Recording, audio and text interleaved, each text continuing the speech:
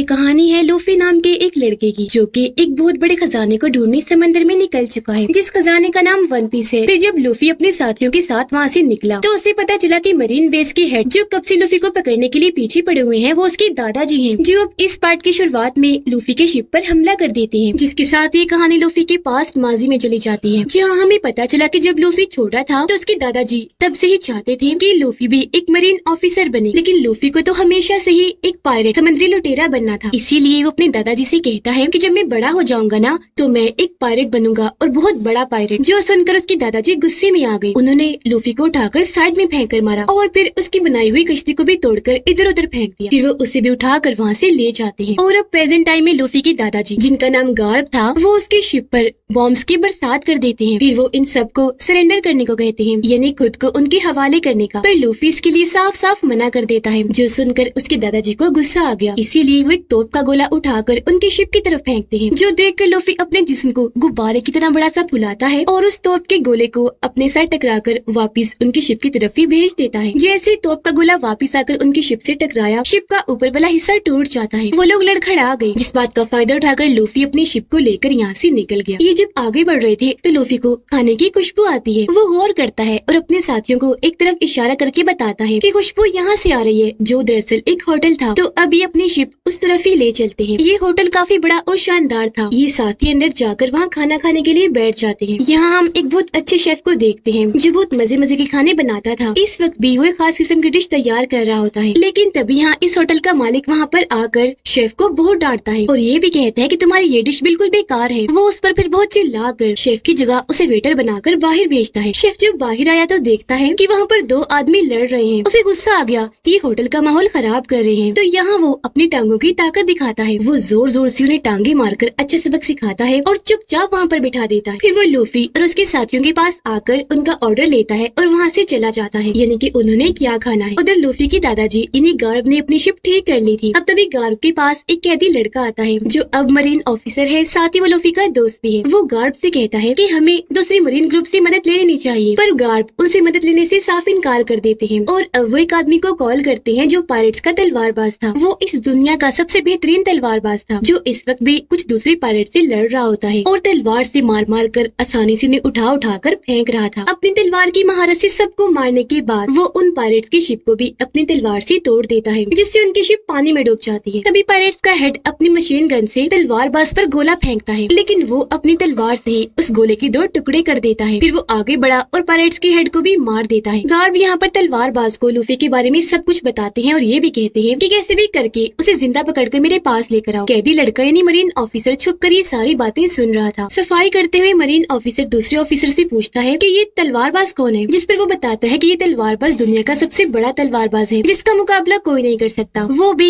Pirates का ही तलवारबाज है और पायरेट्स को गवर्नमेंट रोक नहीं पाई, इसलिए गवर्नमेंट ने इन सब पायरेट्स के साथ हाथ मिला लिया। तो अभी लोग मरीन फौजियों की मदद करते हैं, बदले में मरीन फौजी भी इन्हें कुछ नहीं कहते, इनके बीच में नहीं आती है, जो मर्जी करे। ये सुनकर मरीन ऑफिसर कैदी लड़का काफी हैरान रह जाता है, पूछता है पर मरीन ऑफिसर्स तो लोगों की मदद करने के लिए होते हैं ना, तो फिर वो पायरेट्स को कुछ भी करने कैसे दे सकते हैं, उन्हें रोकते क्यों नहीं। जिस पर दूसरा ऑफिसर जवाब देता है कि यही दुनियादारी है, न तुम हमें कुछ कहो और न ही हम तुम्हें कुछ कहेंगे। ये सब जानने के बाद वो लड़का गार्ब के पास आया और उसे कहता है कि मैं जानता हूँ लूफी को पकड़ने के लिए आपने उस तलवारबाज पायरेट को भेजा है, तो बताएं आप हम लुटेरों की मदद कैसे ले सकते हैं, या उनके लिए कानून अलग से है और आम लोगों के लिए अलग से। जिस पर गार्ब उसे समझाते हैं कि भाई दुनिया ऐसी है, ये सीधी दिखती है पर है नहीं, टेढ़ी है, तो इसीलिए ये जरूरी नहीं कि जो कानून हम बनाएं हर जगह उस पर ही अमल किया जाए, तो इसीलिए हमें इसी के साथ जीना होगा, इसे ही अपना कर चलना पड़ेगा। तो अब तुम्हें भी इस बात को कबूल कर लेना चाहिए, तुम या मैं अकेले दुनिया को नहीं बदल सकते। उसे गार्ब की बात समझ आ जाती है और वो यहाँ से चला जाता है। उधर लूफी और उसके साथी पेट भर के खाना खाते हैं, लेकिन जब बिल भरने की बारी आती है तो लूफी कहता है कि वो क्या है, दरअसल अभी मेरे पास पैसे नहीं है, जब मुझे वो खजाना वन पीस मिल जाएगा ना तो मैं आपके ये पैसे सूद समेत चुका दूंगा। ये सुनकर होटल के मालिक को गुस्सा आ गया और वो लूफी को पकड़कर किचन में लाता है और कहता है कि तुम बिल नहीं भर रहे ना, तो लो इस होटल के सारे गंदे बर्तन अब तुम्हें धोने पड़ेंगे। इतनी ही देर में यहाँ पर वो शेफ भी आ जाता है, जिसको दोबारा होटल का मालिक डांटने लगा। अब लूफी जब बर्तन धो रहा था तो उसे वहाँ पर शेफ की बनाई वो खास डिश भी नजर आ जाती है, जिसे वो थोड़ा सा चखता है। वो उसे बहुत मजे की लगी तो लूफी उसे भी सारा खा जाता है, जिसके बाद वो शेफ से ही बात करता है और कहता है वैसे मान गया तुम्हारी डिश कमाल की थी, मजा आ गया। जिस पर शेफ जवाब देता है कि मैं इस होटल का सबसे बड़ा शेफ हूँ, लेकिन होटल का मालिक मेरी एक नहीं सुन, मेरा एक सपना है, मैं इस दुनिया का सबसे बड़ा शेफ बनना चाहता हूँ और मैं उस जगह को ढूंढना चाहता हूँ जहाँ पर दुनिया के तमाम जानवर मिल सकते हैं और वहाँ पर पकाने के लिए मजे मजे के मसाले भी मिलते हैं। जो सुनकर लूफी उसकी हौसला अफजाई करता है और कहता है कि तुम्हें अपना ये सपना जरूर पूरा करना चाहिए। अब तभी एक लड़का भागता हुआ यहाँ पर आया क्योंकि उसे जोरो की भूख लगी हुई थी, तो इसलिए वो शेफ जल्दी जल्दी उसके लिए खाना बनाता है और वो लड़का बड़े मजे लेकर जल्दी जल्दी खाना खाने लगता है। अब उसकी रहमदिली देखकर लूफी शेफ को कहता है कि तुम भी हमारी टीम में शामिल हो जाओ, हम खजाने वन पीस को ढूंढने जा रहे हैं। अब वन पीस का नाम सुनकर वो लड़का कहता है, क्या तुम वन पीस ढूंढने जा रहे हो? मैं और मेरे साथी भी वहीं गए थे, लेकिन ग्रैंड लाइन बहुत खतरनाक जगह है, वहाँ पर हमने अपना सब कुछ खो दिया, सिर्फ अकेला मैं ही जिंदा बचकर वापस आया हूँ, मेरे सारे साथी भी मारे गए, तो तुम भी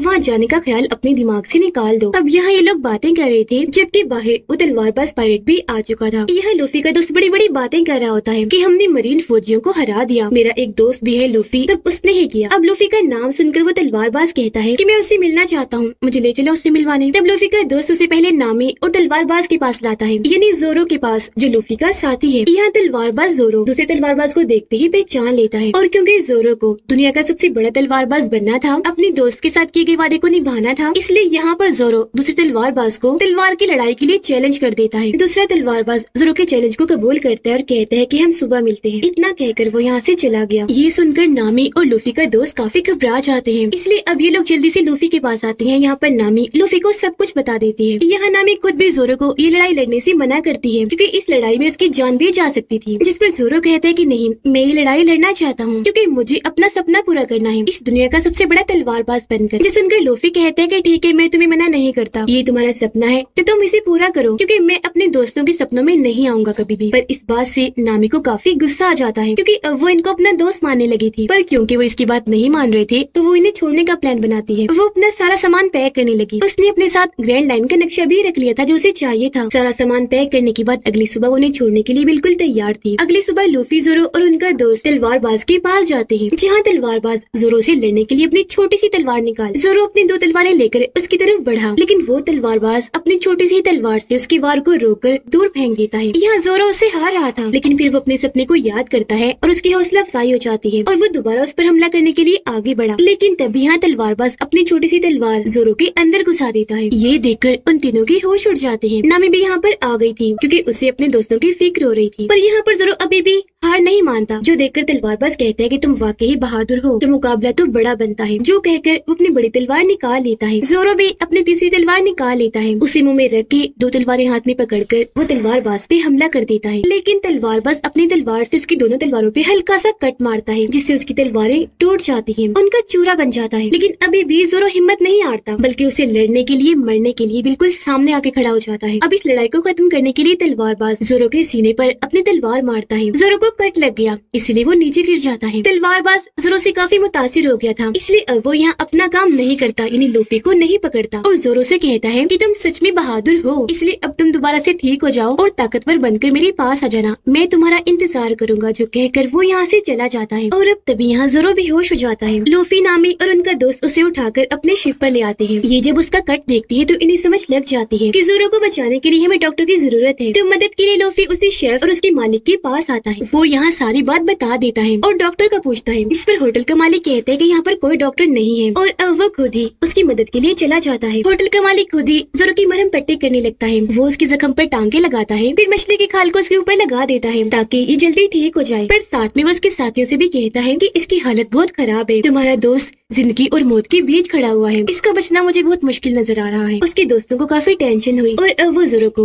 वहाँ पर लेटा देते हैं। तलवारबाज पायरेट जब अपनी शिप पर आया तो गार्ब उसके पास आते हैं और पूछते हैं कि लूफी कहाँ है, उसे पकड़ के नहीं लाए। जिस पर वो जवाब देता है कि नहीं, इस बार मैंने उसे नहीं पकड़ा जाने दिया क्योंकि मैं तुम्हारी मर्जी से नहीं अपनी मर्जी से जीता हूँ। और हाँ, मैं ये भी जान गया हूँ कि लूफी आपका पोता है। लूफी में कुछ तो अलग है और मुझे लगता है कि आपका पोता ही वन पीस को ढूंढ निकालेगा। जो कहकर वो वहाँ से चला गया। अब लूफी के ना आने पर गार्ब को बहुत गुस्सा आ गया। वो सामान की तोड़ फोड़ करने लगता है, पर उनकी ये सारी बातें छुपकर कैदी लड़की ने सुन ली थी। उधर शेफ सबके लिए खाना बनाता है, पर लूफी खाना नहीं खाता क्योंकि उसे जोरो के टेंशन से भूख ही नहीं लग रही थी और न ही वो कोई फैसला ले पा रहा था कि क्या करना चाहिए। जिस पर शेफ उसे समझाता है कि देखो, तुम इन सबके कैप्टन हो और कैप्टन को फैसला लेना चाहिए, फिर चाहे वो जैसा भी फैसला हो। और जिस होटल का मालिक है ना, एक वक्त में वो भी पायरेट्स का कैप्टन हुआ करता था और फैसले लेने उसे काफी अच्छे से आते थे। ये सुनकर लूफी हैरत में पड़ गया, पूछता है कि तुम उनसे कैसे मिले थे। जिस पर शेफ बताने लगता है कि काफी साल पहले जब मैं अपनी टीम के साथ शिप में था, खाना बना रहा था, तो तभी इस होटल के मालिक ने हमारे शिप पर हमला कर दिया। सब लोग डरकर भाग गए थे और मैं एक जगह पर आकर छुप गया। लेकिन फिर तभी वहाँ पर इस होटल का मालिक आ गया। उसने मेरी बनाई हुई डिश को चखा जो उसे काफी मजे की लगी, लेकिन फिर वो उस डिश को अपने तरीके से बदलने लगा। पर तभी मैंने सामने आकर उस पर हमला कर दिया। उसने मुझे पकड़ लिया और जब उसे पता चला कि वो डिश मैंने बनाई है तो वो काफी मुतासिर हो गया। वहाँ मैंने उसे अपना सपना भी बताया कि मैं एक दिन अपनी पसंदीदा जगह को ढूंढ कर रहूंगा और वहाँ पर खाना बनाकर दुनिया का नंबर 1 शेफ बन जाऊंगा। मैं ये बता ही रहा था कि तभी समंदर में तेज तूफान आ गया जिससे हमारी शिप पलट गई। उसमें पानी भरने से पूरी ही शिप तबाह हो गई, जिसमें बुरी तरह हम भी डूब गए। लेकिन फिर जब मेरी आंखें खुली तो मैं इस होटल के मालिक के साथ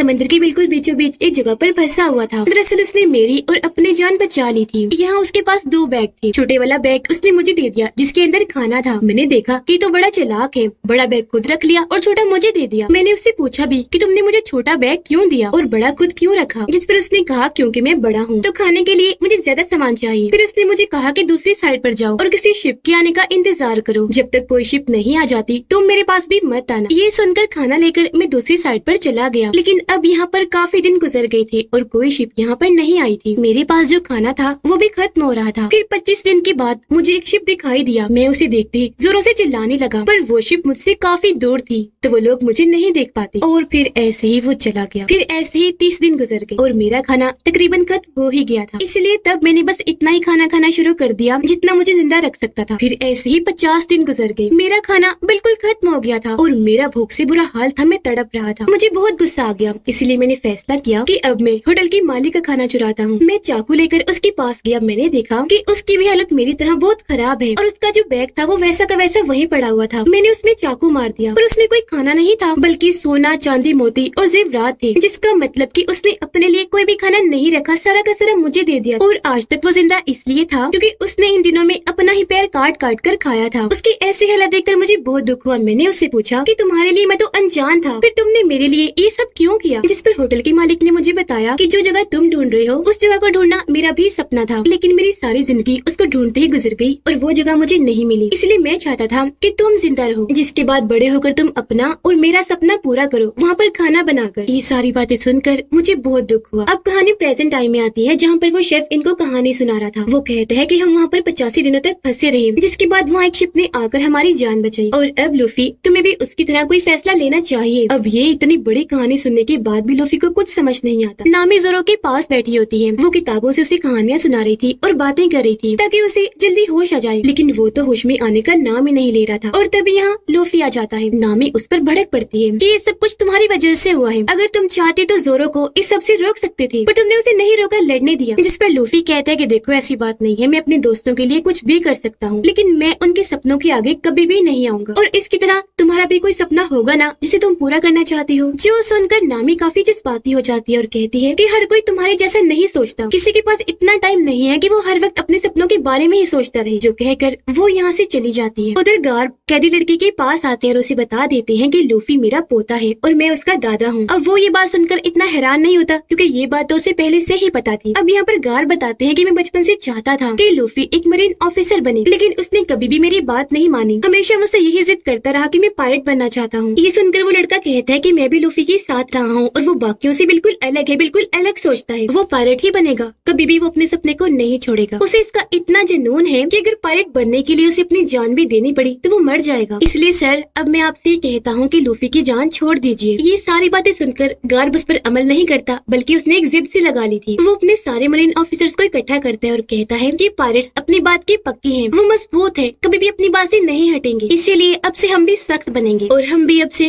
कभी भी हार नहीं मानेंगे। हम हर हाल में पायलट्स का मुकाबला करते जाएंगे। अब उस होटल में मछुआरों का हेड जिसका नाम आर्लोंग था, वो अपने 2 साथियों के साथ आ जाता है जो खतरनाक और बुरा था और वो इंसानों को भी खाया करता क्योंकि वो इंसानों को बिल्कुल भी पसंद नहीं करता था। अब तभी आर्लोंग के पास होटल का मालिक आता है और उसे कहता है कि भाई तुम कौन हो और मुंह उठाकर यहाँ पर कैसे आ गई? ये मेरा होटल है। जिस पर आर्लोंग कहता है कि मैं इस पूरे इलाके का मालिक हूँ। मैं यहाँ पर लूफी नाम के एक लड़के को ढूंढने आया हूँ और अगर वो यहाँ पर जल्दी ना आया तो मैं तुम्हारे होटल के सभी लोगों को मारकर खा जाऊंगा। अब ये सारी बातें छुपकर नामी सुन लेती है और फौरन भागकर अपने साथियों के पास आई और उन्हें सारी बात बता देती है। कहती है कि वो आर्लोंग बहुत खतरनाक है, हमें जल्दी से यहाँ से निकलना चाहिए। ये सुनकर शेफ वहाँ से जाने लगता है। कहता है कि अगर वो खतरनाक है तो हमारे होटल को नुकसान पहुँचाएगा, मैं इसे बचाने के लिए जा रहा हूँ। तब लूफी उसे रोककर कहता है कि रुक जाओ, मैं भी तुम्हारे साथ चलूंगा। और वो उसके साथ होटल को बचाने के लिए चला जाता है। उधर आर्लोंग वहाँ पर बैठे हुए सभी इंसानों पर आज अपनी सारी भड़ास, सारा गुस्सा निकाल देता है, क्योंकि इंसान इन मछुआरों को बहुत बुरा समझते थे, अपने से नीचा। यही वजह थी कि आर्लोंग इंसानों से इतनी नफरत किया करता था। अब तभी यहाँ पर लूफी, शेफ और उसका दोस्त आ जाता है। लूफी आर्लोंग से पूछता है कि तुमने मुझे ढूंढा कैसे। जो सुनकर आर्लोंग का साथी वहाँ पर जोकर का कटा हुआ सर रखता है, जिसका कटा हुआ कान लूफी की टोपी से निकलकर बाहर आता है और उसके साथ जुड़ जाता है। यानी कि ये जोकर कब से इन लोगों की बातें सुन रहा था और आर्लोंग को बता रहा था। अब आर्लोंग का साथी जोकर के सर को दोबारा से अपने बैग में डाल देता है। आर्लोंग लूफी से कहता है कि अब तुम मुझे ग्रैंड लाइन का नक्शा दे दो,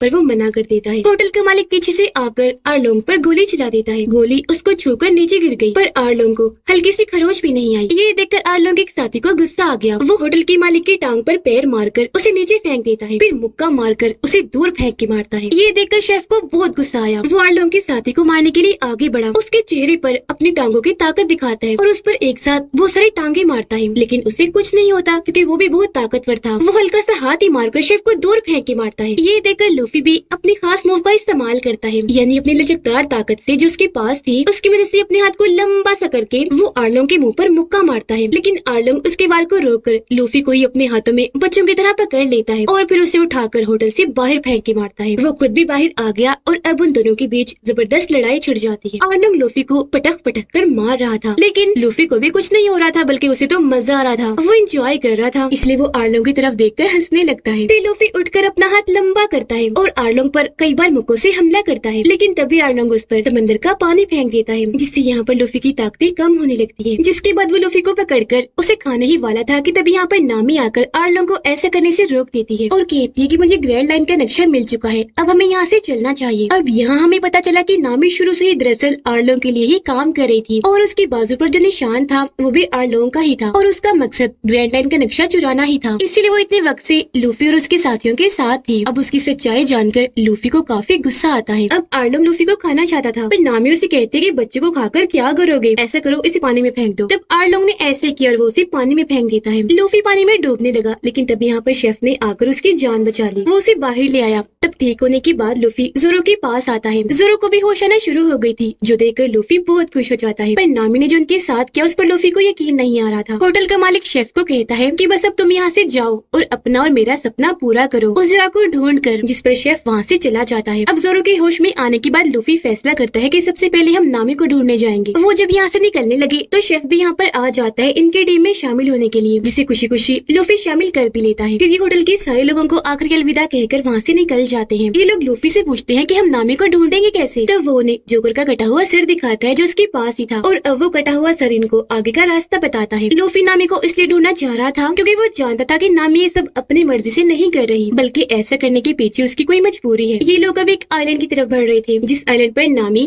आर्लोंग के लोगों के साथ बैठे गेम खेल रही थी। तब यहाँ पर आर्लोंग का एक आदमी आकर उसे कहता है कि तुम्हें आर्लोंग ने बुलाया है। तो वो उसे मिलने के लिए चली जाती है। उस वक्त वो अपने आर्लोंग पार्क में था, जिसके अंदर नामी चली जाती है, जो एक बिल्डिंग थी। यहाँ आकर वो पुरानी चीजों को देखने लगती है। अब यहाँ हमें नामी के बचपन का सीन दिखाया जाता है, जहाँ पर वो अपनी मोम और बहन के साथ रहा करती थी। इन दोनों बहनों की वो असली मोम नहीं थी, बल्कि वो एक मरीन थी। पायरेट्स को मारते हुए उनके सारे साथी मारे गए थे और वो बस अकेली ही बची थी। जहाँ तभी उन्हें नामी और उसकी बहन मिल गई। बच्चियां भी बिल्कुल अकेली थी, तो यहाँ बच्चियों को अपनी मोम मिल गई और वो उनकी मोम बनकर रहने लगी, क्योंकि उन्हें अब जीने की वजह मिल गई थी। अब नामी अपनी बहन और मोम के साथ अपने गाँव में बड़ी हंसी खुशी रह रही थी। लेकिन तभी यहाँ पर आर्लोंग और उसके साथियों ने आकर हमला कर दिया। वो यहाँ के लोगों को मारने लगे। आर्लोंग ने पूरे गाँव को तबाह कर दिया था। हर एक घर में वो जा रहा था। नामी की मोम ने उन दोनों बहनों को छुपा दिया। दरवाजे की तरफ वो गन करके खड़ी हो गई। लेकिन तभी अंदर आर्लोंग आ गया और कहता है कि मैं हर घर से एक इंसान को छोड़ने के बदले 1 लाख सिक्के ले रहा हूँ, तो दे दो मुझे, अगर तुम बचना चाहती हो तो। जिस पर उनकी मोम 1 लाख सिक्के उसे दे देती है। पर आर्लोंग जब वहाँ से जाने लगा तो वो टेबल पर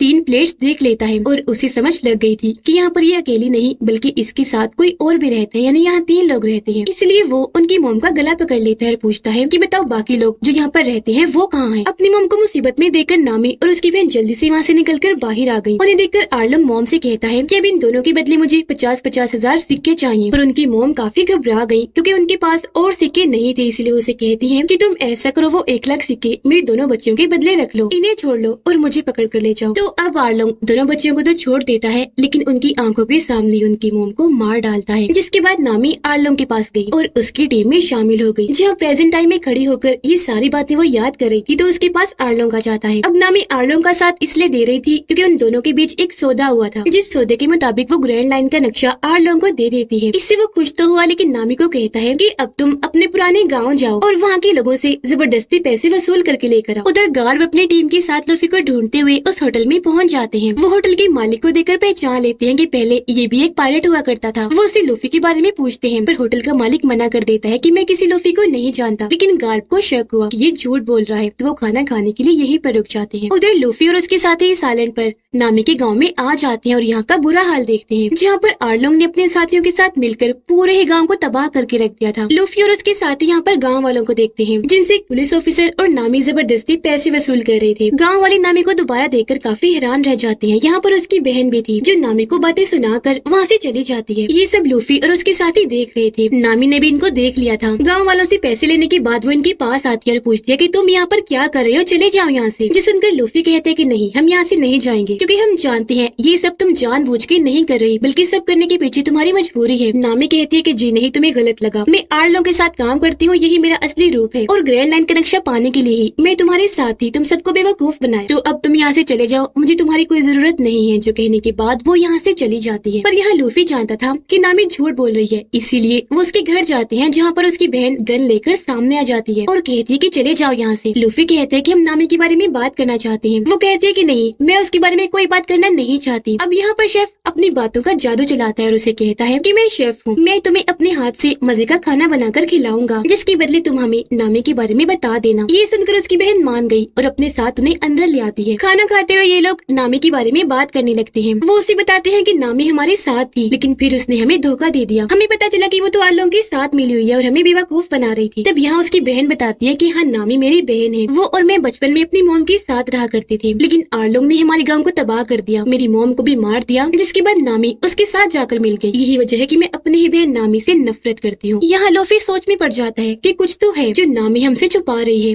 और वो उसकी मदद करना चाह रहा था। गार्ब होटल के मालिक से दोबारा लूफी के बारे में पूछते हैं, जिस पर वो कहता है कि देखिए, लूफी की जान छोड़ दे, मैंने उसके बारे में सुना है कि वो बहुत अलग है और वो एक बहुत बड़ा पायलट बन सकता है। जिस पर गार्ब कहते हैं कि बड़े पायलट्स का आखिर में बुरा अंजाम ही होता है, तो मैं नहीं चाहता मेरे पोते के साथ वैसा कुछ हो। कैदी लड़के और दूसरे मरीन ऑफिसर को पता चल जाता है कि लूफी अपने साथियों के साथ पास के आइलैंड पर गया है। वो ये सारी बातें आकर गार्ड को बताते हैं, इसीलिए अपने साथियों के साथ अब लूफी को पकड़ने के लिए वो भी उस आइलैंड के लिए निकलने लगते हैं। उधर आर्लोंग, जिसे ग्रैंड लाइन का नक्शा मिल चुका था, तो उसकी खुशी में वो जश्न मना रहा होता है। गाँव वालों के पैसे लेकर नामी आर्लोंग के पास आ जाती है और कहती है कि मुझे तुमसे अपने गाँव के बारे में बात करनी है। आर्लोंग कहते हैं कि अभी जश्न मनाओ, बातें बाद में होती रहेंगी। लेकिन तभी यहाँ पर एक दूसरा मरीन ग्रुप आ जाता है, जो भी असल में आर्लोंग के लिए ही काम कर रहे थे। ये आर्लोंग की तबाही अपने मरीन बेस पर नहीं बताते थे, जिसके बदले में आर्लोंग इन्हें पैसे दिया करता था। इस मरीन ग्रुप का कैप्टन आर्लोंग को बताता है कि हमने आपका एक और काम कर दिया, जिसके बदले में आर्लोंग उसे कुछ और पैसे देता है। जो देखकर नामी आर्लोंग से पूछती है कि तुम हमारे सौदे की बात कब करोगे? 10 करोड़ सिक्के तैयार हैं, अब अपना वादा पूरा करो। अब यहाँ पर आर्लोंग को काफी हैरानी हुई। वो नामी से कहता है कि तुम मुझसे जरूर कोई बात छुपा रही हो, बताओ क्या है बात? नामी कहती है कि जो भी है, तुम्हें अपने सौदे से मतलब रखना चाहिए, जो हमारी डील हुई थी। मुझसे वो सिक्के ले लो और अपना वादा पूरा करो। असल में हुआ ये था कि आर्लोंग ने उसके गांव को तबाह करके वहाँ पर अपना कब्जा कर लिया था। तो तब जाकर नामी उससे मिली और उसे कहा कि मुझे अपने टीम में शामिल कर लो, मैं पूरे समंदर का नक्शा समझ भी सकती हूँ और बना भी सकती हूँ। जो सुनकर आर्लोंग ने नामी को अपने फायदे के लिए टीम में शामिल कर लिया। इस पर नामी ने कहा, लेकिन इसके बदले तुम्हें मुझसे एक डील करनी पड़ेगी। मैं तुम्हें 10 करोड़ सिक्के दूंगी, जिसके बदले में तुम मेरे गाँव और यहाँ पर रहने वालों को आजाद कर दोगे और हमेशा के लिए यहाँ से चले जाओगे। अब उस वक्त बचपन में आर्लोंग को लगा था कि ये तो बच्ची है, अपनी पूरी जिंदगी लगा कर भी इतने सारे सिक्के इकट्ठे नहीं कर सकेगी, तो वो इस डील के लिए मान गया था। मगर अब क्योंकि नामी ने 10 करोड़ सिक्के हासिल कर लिए थे, तो वो आर्लोंग को अपना वादा निभाने का कह रही थी। जिस पर आर्लोंग कहता है कि ठीक है, कल सिक्के लेकर आ जाना। तो तब नामी वहाँ से चली जाती है। लेकिन अब यहाँ पर आर्लोंग एक चाल चलता है। वो अपने साथी को कहकर दूसरे मरीन ग्रुप के कैप्टन को वापस बुलवाता है, ताकि वो कैप्टन जाकर नामी से वो सारे पैसे हथिया ले और लाकर आर्लोंग को दे दे और आर्लोंग को ये गाँव छोड़ना ना पड़े। अब नामी अपनी मॉम की कब्र के पास जाती है और वहाँ की जमीन खोदकर अपना पैसों से भरा हुआ बॉक्स निकालती है जिसमें वो 10 करोड़ सिक्के थे। इतनी ही देर में यहाँ पर नामी की बहन आ गई जो उसे ऐसा करता हुआ देखकर भड़क गई क्योंकि उसे लग रहा था कि नामी उनकी मॉम की कब्र को खोद रही है। वो एक शॉवल बेलचा उठाकर नामी पर हमला कर देती है, लेकिन तभी वो बेलचा उस बॉक्स को लग जाता है। उसमें सुराख हो गया जिसमें से सिक्के और पैसे बाहर निकलने लगते हैं। इतने सारे पैसे देखकर उसकी बहन काफी हैरान रह गई। तो अब यह नामी को उसे सारी बात बतानी पड़ती है। वो कहती है कि असल में मैं ये सब कुछ अपने गाँव को बचाने के लिए कर रही हूँ ताकि आर्लोंग हमारे गाँव को छोड़कर चला जाए। ये सुनकर उसकी बहन काफी जज्बाती हो गई, उसे बुरा लगा। वो रोने लगती है क्योंकि अब तक वो नामी को गलत समझकर उसे नफरत करती आ रही थी, पर असल में नामी तो इतनी अच्छी थी कि वो सबको बचाना चाह रही थी। उसकी बहन नामी से माफी मांगती है और इनका प्यार फिर से पहले जैसा हो जाता है। इतनी ही देर में यहाँ पर दूसरा मरीन ग्रुप आता है जिसका कैप्टन इनसे कहता है कि हमें खबर मिली है यहाँ पर कुछ पायरेट्स पैसे छुपाने की कोशिश कर रहे हैं, जो पैसे तकरीबन 10 करोड़ सिक्के हैं। कैप्टन उन सिक्कों को देखकर कहता है कि यही है वो पैसे, तो हमें दे दो अब ये। जिसमें नामी कहती है कि नहीं, ये मेरे पैसे हैं, लुटेरों के नहीं है। कैप्टन कहता है कि नहीं, तुम झूठ बोल रही हो क्योंकि कोई भी अपनी पूरी जिंदगी में 10 करोड़ सिक्के जमा नहीं कर सकता। जो कहकर वो उसके सारे पैसे वहाँ से ले जाते हैं और नामी बेचारी कुछ भी नहीं कर पाती। उसे समझ लग गई थी कि इन्हें आर्लोंग ने ही भेजा है। वो उनके पीछे भागती है लेकिन बेचारी कुछ भी नहीं कर पाती। उधर आर्लोंग अपने साथियों को इंसानों के खिलाफ और भड़काता है और ये लोग फैसला करते हैं कि हम सारे इंसानों को मार देंगे और उस गाँव को भी पूरी तरह तबाह कर देंगे। उधर नामी को आर्लोंग पर बहुत गुस्सा आ रहा था, इसीलिए वो अपनी बाजू पर आर्लोंग का बना हुआ टैटू चाकू से खत्म करने की कोशिश करती है। वो अपनी बाजू पर बार बार चाकू देकर मारती है, लेकिन तभी वहाँ पर लूफी आ गया जो उसका हाथ पकड़कर ऐसा करने से रोक लेता है। अब वो बेचारी बेबस थी, इसलिए लूफी और उसके साथियों से कहती है कि प्लीज हेल्प मी, यानी मेरी मदद करो। तो वो सारे लोग इसकी मदद करने के लिए तैयार हो गए। लूफी यहाँ पर फैसला करता है कि कुछ भी हो जाए अब मैं आर्लोंग को मार कर ही रहूंगा। पर तभी ये लोग देखते हैं कि आर्लोंग ने पूरे गाँव पर हमला कर दिया है। अगली सुबह जब ये वहाँ गए तो देखते हैं कि आर्लोंग और उसके साथियों ने पूरे ही गाँव को तबाह बर्बाद करके रख दिया है। और यह नामी की बहन ने गाँव वालों को सारी सच्चाई बता दी थी। जो पहले नामी को गलत समझ रहे थे अब उसकी मदद करने यहाँ पर आ जाते हैं। अपने साथ वो हथियार भी लाए थे क्योंकि वो आर्लोंग और उसके साथियों से लड़ने के लिए बिल्कुल तैयार थे। पर नामी उन्हें रोक देती है ये कहकर कि नहीं, आप लोगों को कोई जरूरत नहीं है, मैं अपने दोस्तों के साथ ही लड़ाई लड़ूंगी। अब गार्ब और उसकी मरीन टीम इस आइलैंड की तरफ ही आ रहे थे। यहाँ पर दूसरे मरीन ग्रुप का कैप्टन आकर गार्ब को लूफी के बारे में भड़काने लगता है कि उसने वहाँ पर तबाही मचा दी है, जिस पर ये लोग उसे मिलकर पकड़ने का फैसला करते हैं। उधर लूफी और उसके साथी आर्लोंग के एरिया में चले जाते हैं। यहाँ पर लूफी का दोस्त अपने धुएं वाले बॉम्ब से वहाँ हर तरफ धुआं फैला देता है, जिसके बाद अब यहाँ पर लूफी अपने साथियों के साथ आ जाता है। यहाँ आर्लोंग के साथी थे, वो खुद नहीं था। तब नामी लूफी को बताती है कि वो अपने आर्लोंग पार्क में होगा, तो अब ये दोनों उसके पास जाने लगते हैं, जबकि लूफी के बाकी साथी आर्लोंग के साथियों के साथ लड़ने लगते हैं। अपनी तलवारों से, अपनी महारतों से वो बड़ी बहादुरी से इनका मुकाबला कर रहे थे। उधर नामी और लूफी बिल्डिंग के अंदर आ जाते हैं। यहाँ पर नामी दोबारा से ग्रैंड लाइन का नक्शा चुरा लेती है, पर तभी यहाँ पर आर्लोंग भी अपने बड़े से हथियार के साथ आ जाता है, जिसके ऊपर बहुत सारे ब्लेड्स लगे हुए थे। वो उस हथियार से लूफी पर हमला कर देता है। ब्लेड उसे गर्दन पर दे मारता है, लेकिन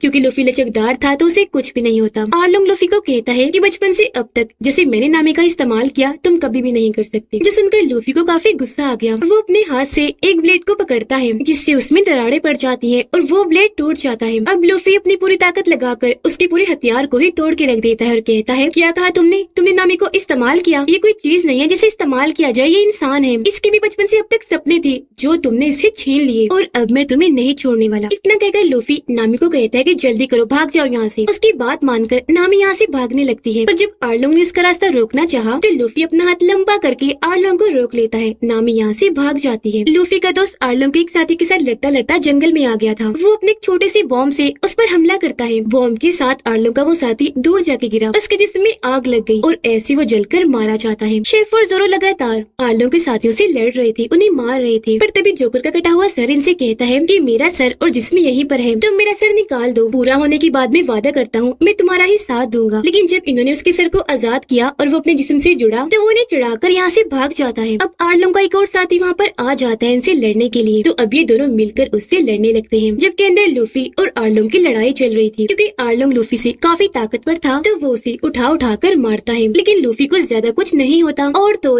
वो हिम्मत भी नहीं हारा था। वो अपना लंबा सा हाथ करके आर्लोंग के मुंह पर जोर से मुक्का मारता है, जिससे उसके पूरे 32 के 32 दांत टूट जाते हैं। लेकिन हैरत, आर्लोंग अपनी ताकत से अपने दांत दोबारा से निकाल लेता है। फिर से वो लूफी से लड़ने लगा। बाहर आर्लोंग का अकेला ही साथी उन दोनों पर भारी पड़ रहा था, पर यहाँ पर अब शेफ को गुस्सा आ गया था। वो अपनी टांगों की ताकत यहाँ उस पर आजमाता है। पहले एक बार किक मारता है, फिर दूसरी बार। अब जैसे आर्लोंग का साथी दोबारा उठा तो उसे जोरदार टांग मारकर दूर फेंक के मारता है और उसका काम तमाम कर देता है। जोरो और शेफ काफी खुश हो जाते हैं क्योंकि उन्होंने आर्लोंग के तकरीबन सारे साथियों को मार दिया था। इतनी ही देर में यहाँ पर लूफी का साथी भी आ जाता है और नक्शा लेकर नामी भी आ जाती है। अंदर लूफी ने नोटिस कर लिया था कि मारने से तो आर्लोंग को कुछ नहीं हो रहा, तो उसे चोट पहुँचाने के लिए वो इसकी बिल्डिंग को ही तबाह करना शुरू कर देता है। अपने भारी भारी मुक्कों से वो यहाँ की दीवारें तोड़ता जा रहा था। ये देखकर आर्लोंग को बहुत गुस्सा आया और अब वो लूफी के पीछे पड़ जाता है उसे ऐसा करने से रोकने के लिए, पर लूफी अब रुकने का नाम ही नहीं ले रहा था। वो आर्लोंग के इस आर्लोंग पार्क को तबाह करता ही जा रहा था। अब लूफी एक साथ सैकड़ों मुक्कों की आर्लोंग पर बारिश कर देता है और उसे दीवार के साथ दे मारता है, पर आर्लोंग दोबारा से उठ खड़ा हुआ। अब यहाँ पर लूफी अपनी टांग लंबी करके ऊपर करता है। वो छत से मारकर इस बिल्डिंग को तोड़ देता है जिससे पूरी बिल्डिंग टूटकर गिरने लगती है और लूफी उसके नीचे आर्लोंग को दबा देता है और अब ये पूरा पार्क तबाह बर्बाद हो जाता है। बाहर खड़े लूफी के दोस्त ये देखकर काफी दुखी हो जाते हैं क्योंकि उन्हें लग रहा था कि वो भी मलबे के नीचे दबकर मर गया होगा। लेकिन तभी लूफी एकदम जमीन को चीरता हुआ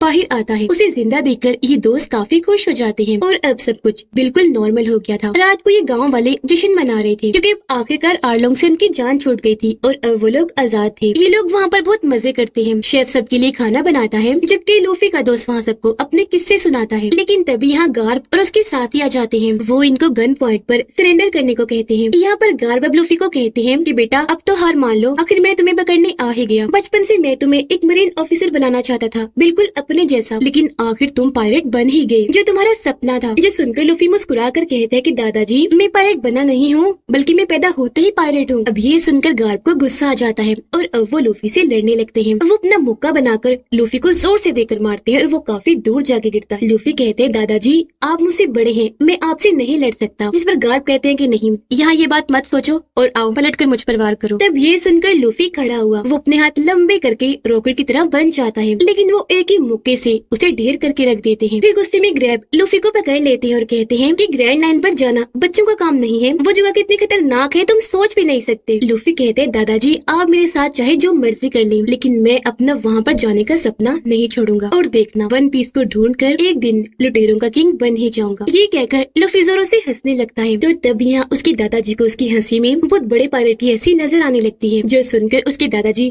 तंग आकर उसे छोड़ देते हैं और वापस अपनी टीम के पास आकर कहते हैं कि मुंह उठाकर यहाँ पर क्या खड़े हो, क्या तमाशा देख रहे हो, जाओ और आर्लोंग के साथियों को पकड़कर यहाँ मेरे पास लेकर आओ। जो सुनकर उनकी टीम वहाँ से चली जाती है। अब दूसरी मरीन ग्रुप का कैप्टन गार्ब से आकर कहता है कि लूफी और इनके साथियों का क्या करना है आपने, इनको भी तो पकड़े, यही तो असल लुटेरे हैं। जो सुनकर नामी को गुस्सा आ गया, वो डंडे से उस पर हमला करके उसे बेहोश कर देती है। तभी यहाँ पर लूफी भी आ गया। गार्ब उसे कहते हैं बेटा मैं जानता था कि तुम अपना फैसला नहीं बदलोगे, तुम बिल्कुल अपने दादाजी पे गए हो, मुझ पर अपने इरादे के बिल्कुल पक्के हो, मैं तो बस तुम्हारा टेस्ट ले रहा था कि तुम कितनी देर तक इस बात पर ठहरे रहोगे। ये सब कुछ सुनकर लूफी काफी चौंक जाता है। तब उसके दादाजी कहते हैं कि बेटा अब से तुम आजाद और अकेले हो। लूफी कहता है नहीं दादाजी मैं अकेला नहीं हूँ, मेरे साथ मेरे दोस्त भी हैं। मगर तभी गार्ड वहाँ से चले जाते हैं। अब लूफी के पास वो कैदी लड़का उसका दोस्त आता है और उसे लूफी का ही वांटेड पोस्टर देकर कहता है कि लो भाई तुम्हारा सपना पूरा हो गया, तुम भी वांटेड की लिस्ट में आ गई हो, जिसके पीछे दुनिया भर की आर्मी लगी हुई है तुम्हें पकड़ने के लिए, और तुम्हें पकड़ने के लिए पूरी दुनिया में सबसे ज्यादा पैसे रखे गए हैं। ये सुनकर तो लूफी खुशी से पागल हो जाता है क्योंकि आज आखिरकार उसका सपना पूरा हो ही गया था, वो एक पायलट बन गया। कैदी लड़का वहाँ से चला गया। लूफी अपने दोस्तों के पास आकर इस सब के बारे में उन्हें भी बताता है। अब ये सुनकर उसके दोस्त खुश भी थे लेकिन परेशान भी हो जाते हैं क्योंकि वांटेड होने की वजह से अब पूरी दुनिया की आर्मी इनके पीछे पड़ जाएगी। जिस पर लूफी कहते कि नहीं परेशान मत हो, हम यहाँ पर नहीं रुकेंगे, हम जाएंगे ग्रैंड लाइन। जिसके बाद अब ये अपने अगले एडवेंचर पर जाने की तैयारी करने लगते हैं। लूफी का पोस्टर जब बाकियों को मिलता है तो वो काफी खुश हो जाते हैं कि आज आखिरकार उसका सपना पूरा हो ही गया। जोकर को भी वो पोस्टर मिल गया था जिसे देखकर वो काफी खुश हो जाता है कि अब मैं लूफी को पकड़ूंगा और ये इनाम पाऊंगा। अब वो तलवारबाज जिसे हमने शुरुआत में देखा था वो पायलट हीरो के पास जाता है जिसे बचपन से लूफी पसंद करता था। यहाँ वो उसे बताता है कि कई साल पहले जिसके बारे में तुमने मुझे बताया था लूफी, अब वो एक बहुत बड़ा पायलट बन चुका है। अब पायलट हीरो लूफी का साथी था, इसीलिए पोस्टर देखकर वो और उसके साथी भी बहुत खुश हो जाते हैं। उधर लूफी और उसके साथी अब बहुत खुश थे और अपने नए सफर पर निकल चुके थे और अब ये सारे बारी बारी अपना सपना बताने लगते हैं। शेफ कहता है कि मैं अपनी पसंदीदा जगह को ढूंढूंगा, वहाँ खाना बनाकर दुनिया का नंबर 1 शेफ बन जाऊंगा। फिर लूफी अपना पाँव आगे करता है और बताता है कि मैं बनूंगा पायरेट्स का किंग। फिर जोरो अपना पाँव आगे रखता है और कहता है कि मैं बनूंगा दुनिया का सबसे बड़ा तलवारबाज। जब नामे की बारी आती है तो वो कहती है कि मैं समंदर का और पूरी दुनिया का नक्शा बनाऊंगी। होंगे। फिर लूफी का दोस्त अपना पाँव आगे रखता है और बताता है कि मैं समंदर का बहुत बड़ा वॉरियर बनूंगा। जिसके बाद अभी अपना नया एडवेंचर करने ग्रैंड लाइन के लिए निकल जाते हैं। इसके बाद हम एक अनजान आदमी को देखते हैं जिसका चेहरा हम देख नहीं पाते। उसके पास भी लूफी का पोस्टर पहुंच गया था जिस पर सिगरेट रोक के वो जला देता है, जिसका मतलब कि लूफी और उसके दोस्तों के लिए खतरा अभी भी नहीं टला। उनके लिए अब नए विलेंस और दुश्मन बन गए हैं जो फिर से उनके पीछे लग जाएंगे। अब एक तरफ ग्रैंड लाइन और उसके खतरे, दूसरी तरफ उनके दुश्मन और विलेन। इनकी लड़ाई बहुत सख्त होने वाली थी और इसी के साथ ये पूरा सीजन इधर ही खत्म हो जाता है।